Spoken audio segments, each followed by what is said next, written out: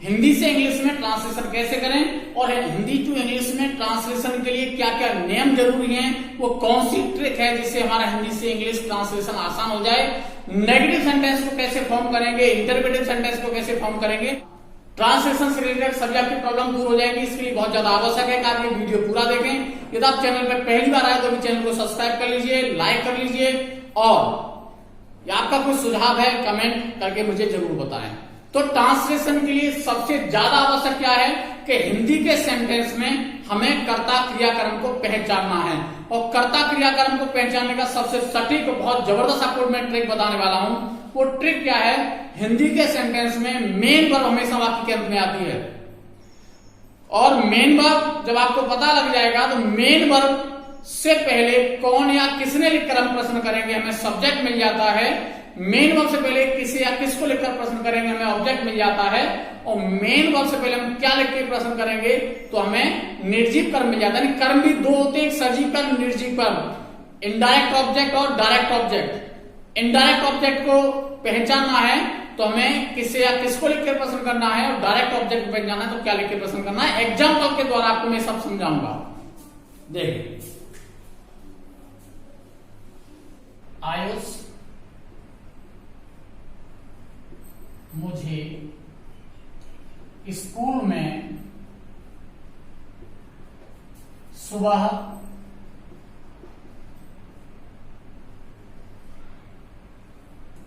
फूल देता है।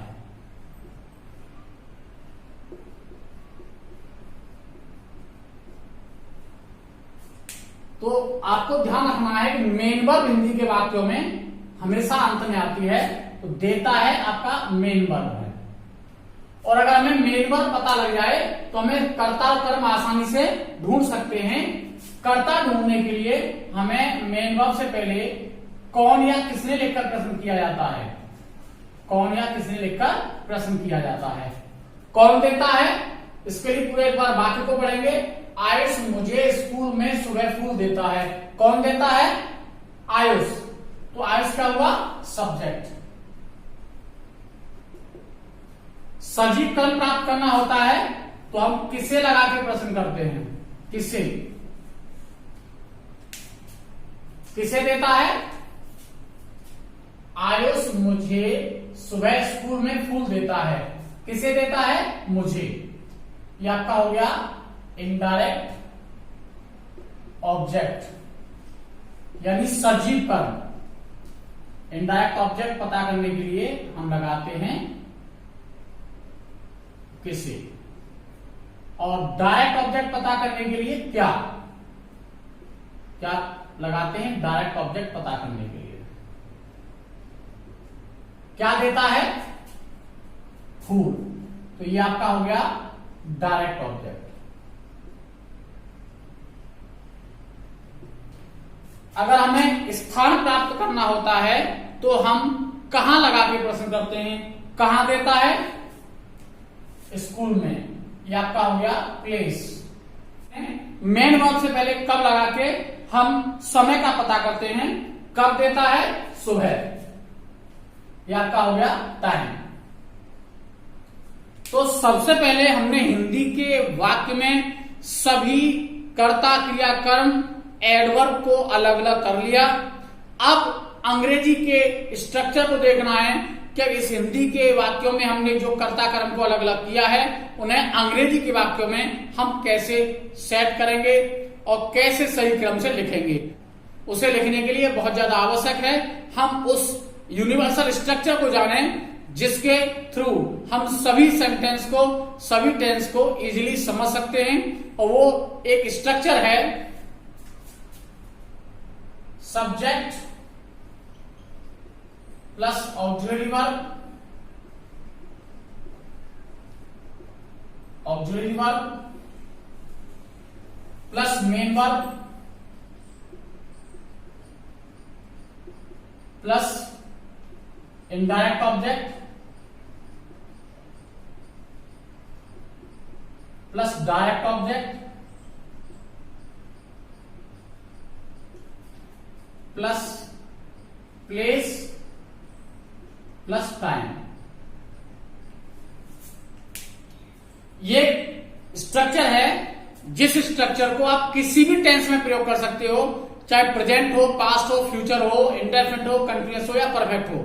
सभी टेंस के लिए एक ही स्ट्रक्चर आपको मैं पढ़ाने वाला हूं और आपको आगे बताने वाला हूं। यह एक ही स्ट्रक्चर नेगेटिव इंटेरोगेटिव में भी अप्लाई होता है। आपको अलग अलग टेंस के लिए और अलग अलग सेंटेंस के लिए अलग अलग स्ट्रक्चर की आवश्यकता नहीं होती। कई परीक्षाओं में रीऑर्डरिंग ऑफ सेंटेंस आता है। रीऑर्डरिंग ऑफ सेंटेंस में आपको ध्यान रखना है, यदि एक सेंटेंस को रीऑर्डर करना है तो सेंटेंस को कर्ता, क्रिया, कर्म कहां रखे जाएंगे, स्थान कहां आएगा, समय कहां आएगा, वो आपको सब इसके थ्रू देख लेना है। अगर हम इसको नंबरिंग दें तो सब्जेक्ट नंबर 1 पे आता है, ऑक्सिलरी वर्ब नंबर 2 पे आता है, मेन वर्ब नंबर 3, सजीव कर्म नंबर 4, निर्जीव कर्म नंबर 5, स्थान नंबर 6 और समय नंबर 7। अंग्रेजी के वाक्यों में कर्ता, क्रिया, कर्म को, स्थान को सही क्रम में लिखने का यह तरीका है, जो रीऑर्डर ऑफ सेंटेंस के लिए भी आपका बहुत इंपॉर्टेंट रोल प्ले करता है। आप ध्यान रखेंगे यहां से आगे, सब्जेक्ट का कौन सा नंबर है 1, तो हम सब्जेक्ट को नंबर 1 दे देंगे। सजीव कर्म का नंबर 4, नंबर 4 पे सजीव कर्म। उसके बाद निर्जीव कर्म नंबर 5, निर्जीव कर्म नंबर 5। उसके बाद प्लेस नंबर 6। उसके बाद टाइम नंबर 7।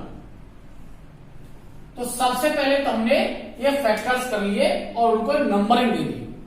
सबसे पहले फैक्टर्स कर लिए और उनको नंबरिंग दे दी, यानी समय आपका 7 नंबर पे आना चाहिए तो उसको 7 नंबर दे दिया, स्थान 6 नंबर पे आना चाहिए इसको 6 नंबर दे दिया, निर्जीव कर्म 5 नंबर पे आना चाहिए इसको 5 नंबर दे दिया, सजीव कर्म 4 नंबर पे आना चाहिए इसको 4 नंबर दे दिया, और मेन वर्ब नंबर 3 पे आना चाहिए तो मेन वर्ब को नंबर 3 दे दिया। साइक्रिया जो है वो रिजर्व सीट है, वो हर टेंस के अकॉर्डिंग चेंज हो जाती है। प्रेजेंट इंडेफिनिट में डू डज आएगा, पास्ट इंडेफिनिट में डिड आएगा, फ्यूचर इंडेफिनिट में विल शेल आएगा, इजारे में आएगा, वॉजबर आएगा, हैज बीन आएगा, हैड बीन आएगा, यानी साइक्रिया की जगह तो रिजर्व है, जहां पर टेंस के अकॉर्डिंग हम साइक्रिया लगाते हैं। अब सेंटेंस को सबसे आसान तरीके से बनाया कैसे जाएगा, तो आपने लगभग सेंटेंस तो बना के तैयार कर लिया। अब बस थोड़ा सा आपको ध्यान रखना है कि ये इसको देखेंगे 1 4 6 7 5 3, इसका कोई सिस्टमैटिक नंबर नहीं है। इसको आरोही क्रम में लिख दीजिए 1 2 3 4 5 6 7 8, तो अपने आप ऑटोमेटिकली आपका सेंटेंस तैयार हो जाएगा। जैसे आयुष नंबर 1, नंबर 2 साइक्रिया के लिए रिजर्व रहती है क्योंकि प्रेजेंट इंडेफिनिट का अफर्मेटिव में साइक्रिया लगाते नहीं है। नंबर 3 देता है गिव, जो कि एक वचन करता है, प्रेजेंट इंडेफिनिट में एक वचन के साथ ऐसे ही जुड़ जाएगा। Number 4 me. नंबर 5 अफ्लार। नंबर 6 इन स्कूल, और number 7 in the morning, in the morning. तो ये बहुत आसान तरीका है जिससे हम सेंटेंस को बना सकते हैं। इसके बाद एक एग्जांपल और देख लेते हैं। मैं उसे अंग्रेजी पढ़ाऊंगा।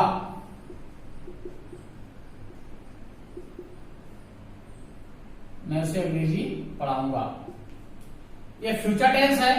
और जैसा आपको मैंने अभी बताया था कि सबसे पहले हम मेन वर्ब देखेंगे, तो ये आपका मेन वर्ब है। कौन पढ़ाएगा? मैं, ये आपका सब्जेक्ट हो गया। किसे पढ़ाएगा? उसे, ये आपका इनडायरेक्ट ऑब्जेक्ट हो गया जिसे हम कहते हैं सजीव कर्म। क्या पढ़ाएगा? अंग्रेजी, ये आपका डायरेक्ट ऑब्जेक्ट हो गया।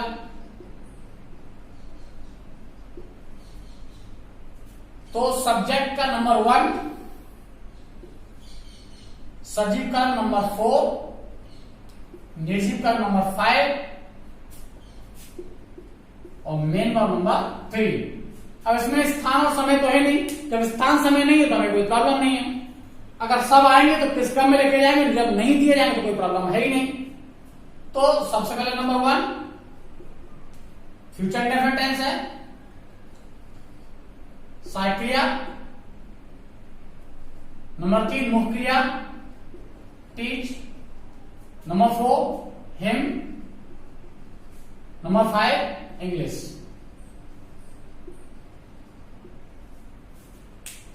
कठिन से कठिन वाक्य हो उसमें भी यही हमें स्ट्रक्चर यूज करना है, और आपका वो नेगेटिव बनाना हो, इंटरगेटिव बनाना हो, सभी में ये फॉर्मूला आपका काम करेगा।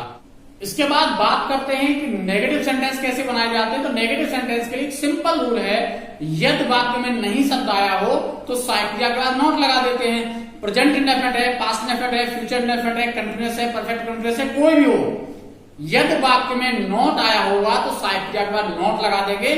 परफेक्ट और परफेक्ट कंटीन्यूअस में एक छोटी सी प्रॉब्लम आती है, वो आपको मैं बताऊंगा नेगेटिव इंटरगेटिव में, कि वो प्रॉब्लम क्या आती है कि नॉट कहां लगाई जाए। क्योंकि सहायक क्रिया है will have been, shall have been, तो आपको हमेशा ध्यान रखना है कि सहायक क्रिया केवल एक शब्द की होती है, तो उसमें विल और शैल को सहायक क्रिया माना जाएगा। हैड बीन है तो उसमें हैड को सहायक क्रिया माना जाएगा।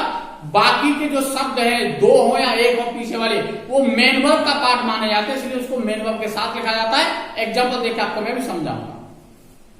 तो नेगेटिव सेंटेंस की बात करेंगे तो नेगेटिव सेंटेंस का एक सिंपल सा रूल है कि यदि वाक्य में नहीं आया होगा तो सहायक क्रिया का नॉट लगा देते हैं। इसी स्ट्रक्चर में हमें क्या यहां ऐड करना है, केवल नॉट ऐड करना है, और स्ट्रक्चर आपका नेगेटिव बन गया। Subject plus object plus not plus main verb. Example देखेंगे, वह लोगों की सहायता नहीं करता है। नहीं शब्द आ गया तो वही सेम स्ट्रक्चर है, मैंने उसमें चेंज तो नहीं किया। और इंटरगेटिव में मैं बिल्कुल चेंज नहीं करूंगा, थोड़ा सा इसमें चेंज आएगा आपकी, और आपकी समझ पूरा इंटरगेटिव आ जाएगा। He does not help people, तो केवल नॉट आपने ऐड कर दिया, वो सेम फॉर्मूला वही था, केवल हमने नॉट यहां पे ऐड कर दिया। अब परफेक्ट और परफेक्ट कंटीन्यूअस में या फ्यूचर कंटीन्यूअस में नॉट लगाने में प्रॉब्लम क्या आती है, वो आपको एग्जांपल बता रहा हूं क्यों आती है और उसको कैसे हम सॉल्व करेंगे।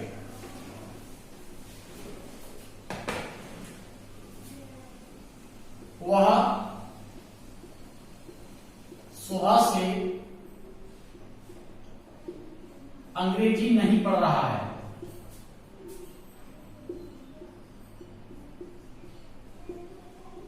हिंदी की राइटिंग सही नहीं है, थोड़ा सा एडजस्ट कर लेना, बहुत समय हो गया हिंदी को छोड़े हुए। अब देखिए ये प्रेजेंट परफेक्ट कंटीन्यूअस है, इसमें नॉट कहां लगाना है, देखिए स्ट्रक्चर यही है same. He has not been. जैसे आपसे मैं कह रहा था कि सहायक क्रिया केवल एक शब्द की होती है, सहायक क्रिया कभी एक शब्द से अधिक की नहीं होती है। बाकी के जो शब्द हैं वो मेन वर्ब का पार्ट माने जाते हैं, इसलिए उसे मेन वर्ब के साथ लिखा जाता है। इंटरगेटिव सेंटेंस में कई बार हमसे कंफ्यूजन होती है, विल हैव बीन में हम केवल विल को आगे लाएंगे, हैव बीन को आगे नहीं लाएंगे। एग्जाम्पल आपको बताऊंगा, he has not been reading English since morning.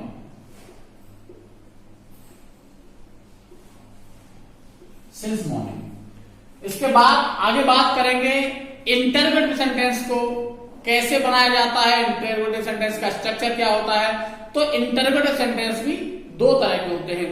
पहले वो इंटरगेटिव सेंटेंस है that can be answered in yes और नो, जिनका यस और नो में उत्तर दिया जा सकता है, यानी वो सेंटेंस आपकी क्या से स्टार्ट होते हैं, वो सेंटेंस आपके क्या से स्टार्ट होते हैं। और दूसरा का टाइप है कि जहां प्रश्नवाचक शब्द वाक्य के बीच में आता है।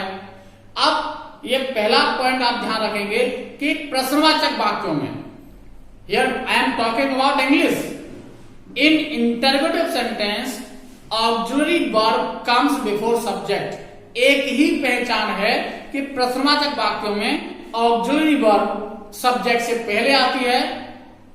अब बात करते हैं टाइप 1 की। टाइप 1 में क्या शब्द वाक्य के शुरू में आता है, अर्थात यस और नो वाले वाक्यों को जब इंटरोगेटिव बनाते हैं तो क्या की अंग्रेजी नहीं लिखते हैं और सहायक क्रियाकर्ता से पहले लगा देते हैं। स्ट्रक्चर क्या हो जाएगा, साधारण वाक्यों में सहायक क्रियाकर्ता के बाद, लेकिन प्रश्नवाचक वाक्यों में सहायक क्रियाकर्ता से पहले। तो केवल यही स्ट्रक्चर आपको याद करना है और इसी स्ट्रक्चर में देखो थोड़ा सा परिवर्तन करेंगे।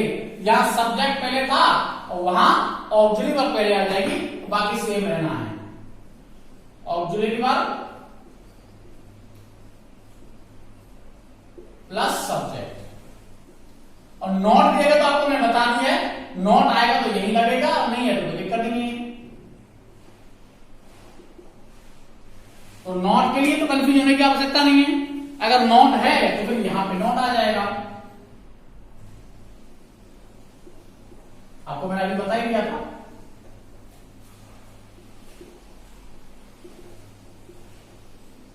तो अब देखिए डिफरेंस कुछ नहीं है, डिफरेंस केवल ये है। और आपको ये ट्रिक याद रखने की है कि प्रश्नवाचक वाक्यों में सहायक क्रियाकर्ता से पहले आती है, जबकि साधारण वाक्यों में सहायक क्रियाकर्ता के बाद आती है। अगर हम बाकी को प्रश्नवाचक बनाते हैं, जैसे अगर हम यहां क्या लगा देते हैं, क्या वह सुबह से अंग्रेजी नहीं पढ़ रहा है, क्या वह सुबह से अंग्रेजी नहीं पढ़ रहा है, तो क्या लगाने पर कोई डिफरेंस आएगा? कुछ डिफरेंस नहीं आएगा, केवल यहां पर नॉट आ गया जाएगा, सॉरी हैज आ गया जाएगा, हैज ही नॉट। केवल प्रश्नवाचक वाक्यों में केवल सहायक क्रियाकर्ता से पहले आ गए, साधारण वाक्यों में सहायक क्रियाकर्ता के बाद आए थे, लेकिन प्रश्नवाचक वाक्यों में सहायक क्रिया क्या लगाने में डिफरेंस आया। और एग्जाम्पल देखेंगे, क्या वह लोगों की सहायता करता है?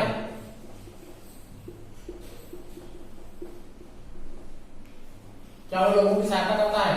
तो क्या आगे आने का मतलब है सहायक क्रियाकर्ता से पहले प्रेजेंट इंडेफिनिट है। Does he help people? Does he help people. इसके बाद टाइप 2 की बात करेंगे। टाइप 2 में क्या है, यदि प्रश्नवाचक शब्द वाक्य के बीच में आएगा तो उसकी अंग्रेजी हम वाक्य के आरंभ में लिख देंगे, उसके बाद ऑक्सिलरी वर्ब, उसके बाद सब्जेक्ट, यानी पूरा स्ट्रक्चर यही है। यहां पे हमें केवल एक ऐड कर देना है, क्या है वो है आपका क्वेश्चन वर्ड, यानी ये सेम स्ट्रक्चर आपका वहां काम करेगा, इसमें हमें केवल क्वेश्चन वर्ड ऐड कर देना है। तो इसका नया स्ट्रक्चर क्या लग जाएगा, वो स्ट्रक्चर आपको लिख देता हूं मैं।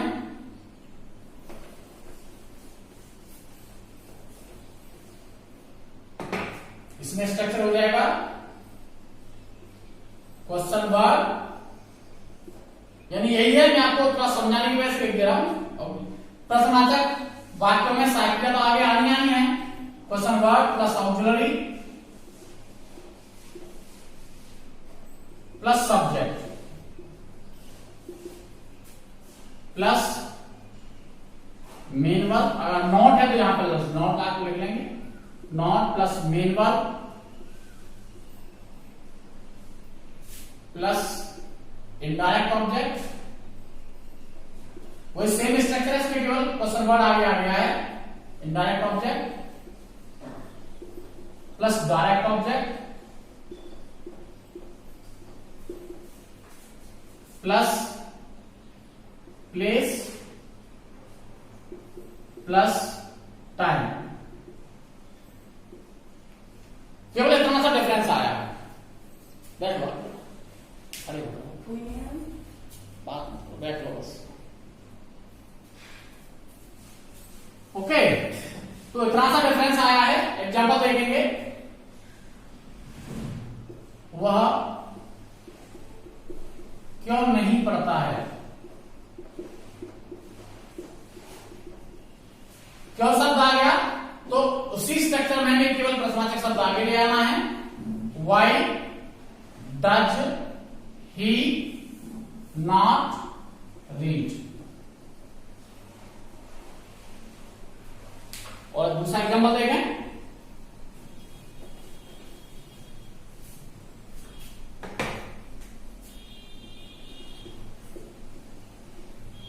क्या कर रहे हो?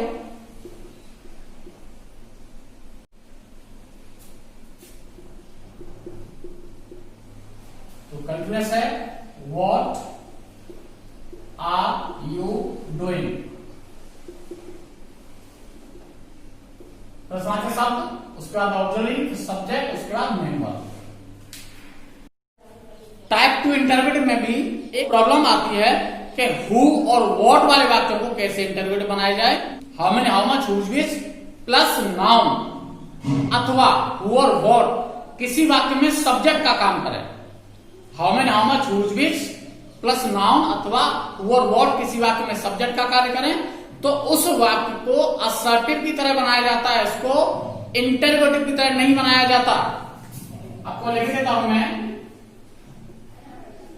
How many, how much, whose which plus noun अथवा हु और व्हाट किसी वाक्य में सब्जेक्ट का कार्य करें तो उस वाक्य को साधारण की तरह बनाया जाएगा, प्रश्नवाचक की तरह नहीं बनाया जाएगा। यही कारण है अक्सर लोग आपसे क्वेश्चन पूछते हैं, तुम्हें अंग्रेजी कौन पढ़ाता है? तुम्हें अंग्रेजी कौन पढ़ाता है?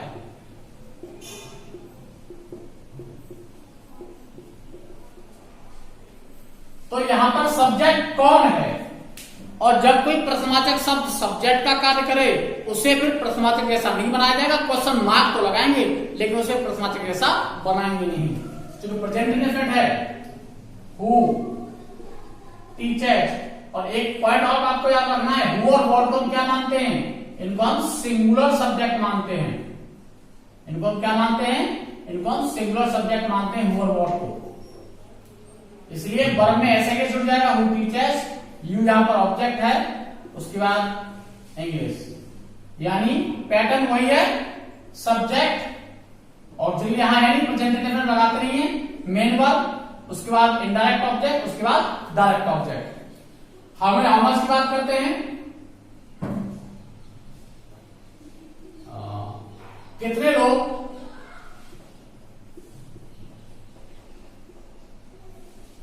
सचिन की पूजा करते हैं?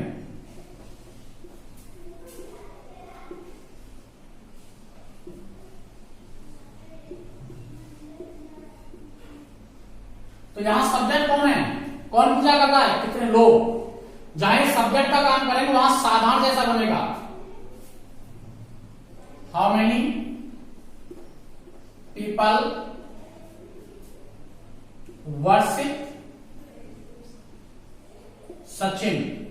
सचिन यहां पर ऑब्जेक्ट है, और हाउ मेनी पीपल जैसा आपको बताया था, हाउ मेनी प्लस नाउन ये सब्जेक्ट है, और चूंकि प्लूरल सब्जेक्ट है इसलिए आप वर्ब में हमने एस नहीं जोड़ा है। और यदि कितने लोग अगर ऑब्जेक्ट होते तो फिर प्रश्नवाचक कैसा बनता? दूसरा एग्जांपल इसके लिए देख लें आप,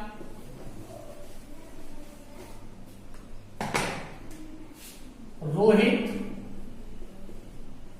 कितने लोगों का मनोरंजन करता है? रोहित कितने लोगों का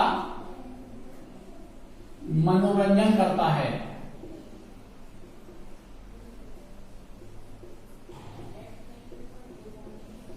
अब यहां कौन मनोरंजन कर रहा है? रोहित हमारे पास सब्जेक्ट है, इसका मतलब यहां कितने लोग क्या है? ये ऑब्जेक्ट का काम कर रहे हैं।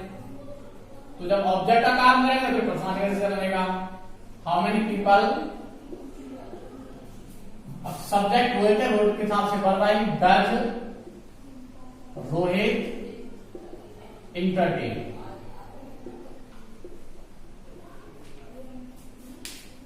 तो ये थी आपकी how to translate into English की स्पेशल क्लास। उसके बाद नेक्स्ट क्लास में आपसे मुलाकात होती है नेक्स्ट टॉपिक के साथ। Till then